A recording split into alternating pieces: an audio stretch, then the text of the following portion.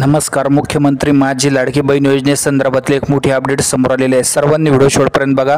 सध्या जर बघितलं तर जे मुख्यमंत्री माझी लाडकी बहीण योजनेचा जो आहे तो GR या ठिकाणी मागे आलेला होता आणि ते GR मध्ये सांगितलेलं होतं की जे आता पुढचा हप्ता मिळणार आहे. त्याचप्रमाणे जर बघितलं तर जे 3,600 कोटी रुपयांची तरतूद सुद्धा केलेली होती. मात्र एक मोठी अपडेट समोर आलेली आहे ती म्हणजे लाडकी बहीण योजनेत यापूर्वी सरकारी कर्मचाऱ्यांनी शिरकाव केल्यानंतर राज्य सरकारने ठोस पडताळणी प्रक्रिया आणखीन तीव्र केली आहे. त्यानंतर आता जवळपास 27,000 महिलांचे अर्ज बाद करण्यात आलेले आहे. त्यामुळे जर बघितलं तर ज्यांचे अर्ज बाद झालेले आहे त्यांना आता जो आहे हा लाभ या ठिकाणी मिळणार नाही. योजनेत जे निकषात बसत नाही त्यांना लाभ मिळणार नाही.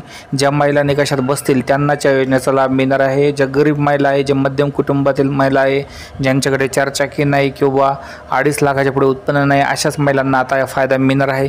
त्यामुळे जास्तीत जास्त चांगल्या आणि या ठिकाणी जे आहे निकषात बसणाऱ्या महिलांनाच मदत आता मिळेल.